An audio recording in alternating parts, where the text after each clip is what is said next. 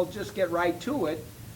You've gone from a system where your servers and your staff earn tips, but you decided that that just didn't make sense anymore. Can you tell us why? You know, Ed, thanks for coming out today. And it has been a big change. It's been a big 4 weeks. We've received a lot of publicity, mostly good, some bad. But the bottom line is that we needed to, as owners, needed to find a better way to balance monies that come into and flow out of the restaurant. And we found that the difference in pay between the front of the house or the servers and the back of the house and the kitchen folks, the difference in pay has become too large between the two. So we have highly undercompensated, non-livable wage folks in the kitchen, and this is true all over town and all over the country. When I saw the change in policy, it just seemed like there was a better way, you know, for you to run the operation. So what are some of the benefits?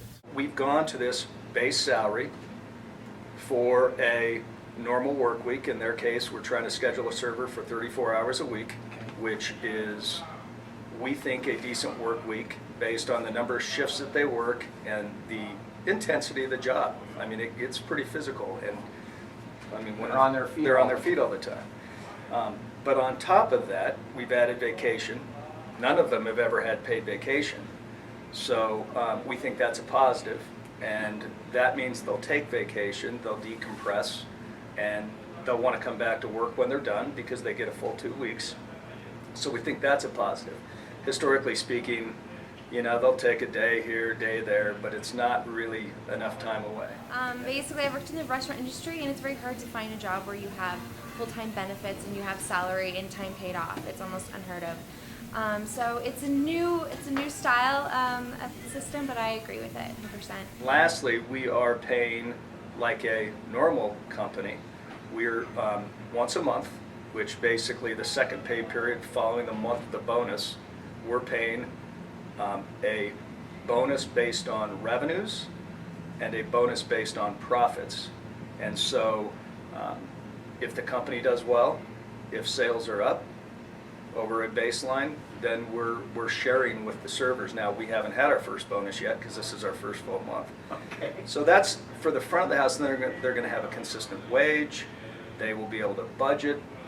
It will be W-2 income. They'll be able to show it to creditors. They'll be able to buy cars and houses. It's very easy to adapt. If you give 110% no matter what, then nothing should really change. If you're in the restaurant industry to satisfy your guests, then it shouldn't have changed depending on if you're getting tipped or if you're on salary. So to me, it just kind of stays the same. And on the back of the house, which are the cooks, similar. We have some salaries, we have some hourly, but everything has gone up, and we have a very happy kitchen right now. Is the kitchen happy? Yeah, so I was talking to him about, you know, the change in sort of the pay policy, the wage policy. Do you think it's a positive step? Absolutely. I mean, my guys have never been more happy, and Good. I mean, it's good morale. They've got good energy now, and they care about what they do. Nice. How have your customers responded to this? Have they talked to you about it? Have you? We've had, as you might guess, you can't please everybody, so we've had a few vocal negatives, but we are dumbfounded as it relates to the positive response that we've had. Since you don't have tips specifically, how are you getting your customers, feeling about their server?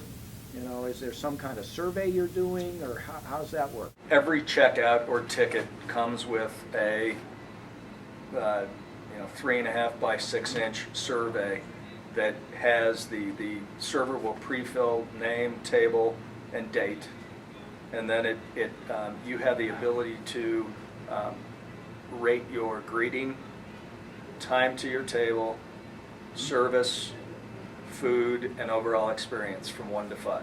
And then we have a drop box. Are your right customers taking advantage Oh yeah, of that? they're completing them. Yeah, I would say 80%. I mean, it's pretty easy when you put a pen, and I mean, they're very simple questions. But and then there's a comment section at the bottom, and we've had good comments.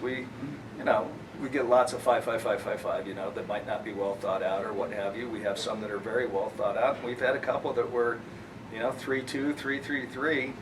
Hey, you know, you should have had cheese here and roll-ups and you know, it's just like giving us, honestly, Real we said, this feedback. is beautiful. Okay. We never would have known that, you know, through a tip. You know, that this whole thing is truly for our employees, and you have happy employees, you have happy customers. Jeff, thank you very much for sitting down with me and explaining the big change that you've made here at Abrusci's. And as I said, I'm a longtime fan.